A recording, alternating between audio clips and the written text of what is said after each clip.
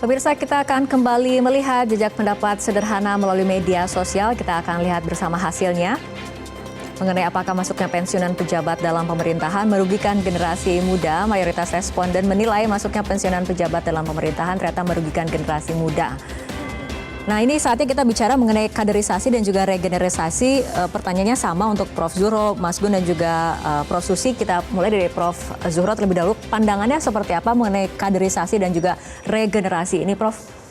Iya, ini kan kalau menurut hasil pemilu kemarin yang menggunakan hak politiknya itu lebih banyak generasi muda. Pemilih pemula dan muda itu sekitar 60-an%. Jadi menurut saya banyak sekali sudah dari Gen Z, Gen Y gitu ya. Berarti regenerasi kita generasi baby boomer ini sudah sedikit persentasenya dibanding mereka. Artinya apa? Harus ada estafeta gitu. Tapi estafeta tadi itu betul-betul menjalani proses kaderisasi yang disyaratkan, bukan lompat-lompat ya. Bukan lalu tiba pilkada tiba akal diusulkan gitu, tidak seperti itu.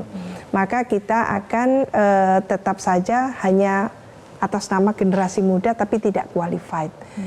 Kita harapkan estafeta tadi itu dilakukan secara sempurna oleh partai politik sebagai penyedia kader, calon-calon pemimpin baik di cabang kekuasaan legislatif, eksekutif maupun yudikatif. Maka partai ini yang menjadi rumah pertama yang akan mengkader gitu ya, melalui kaderisasi lalu mempromosikan kader-kader tadi itu kan itu. Lah memang idealnya seperti itu sehingga promosi kader tadi itu juga dilakukan secara proper supaya tidak didominasi oleh rekrutmen dengan cara yang non merit system. Artinya apa? Lebih nepotisme, lebih mungkin kekerabatannya, pertemanannya gitu ya. Dan rekrutmen yang betul-betul harusnya memberikan hak otonom pada kader-kader itu. Nah ini yang nantinya akan memajukan partai itu sebetulnya.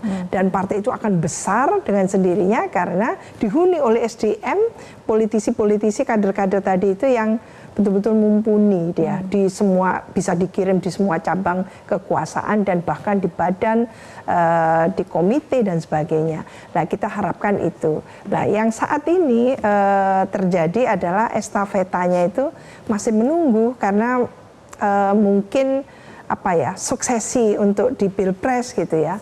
Tidak terlalu banyak ya orang muda dalam arti masih menyisakan baby boomer ikut lagi kan gitu. Istilahnya masih ada lo lagi kan gitu.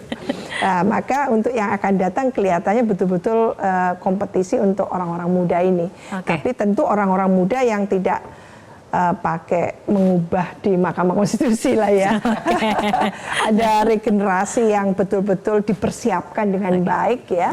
Bukan regenerasi yang katakan menimbulkan kontroversi. Jadi kita cukup mengambil satu pelajaran penting dari pemilu 2024 bahwa partai-partai politik ditantang untuk melakukan kaderisasi dengan baik, menyediakan kadernya gitu ya, tidak kehabisan kader tadi itu, sehingga ketika pemilu betul-betul kita disuguhi oleh calon-calon pemimpin baik di nasional maupun di daerah itu yang yang qualified.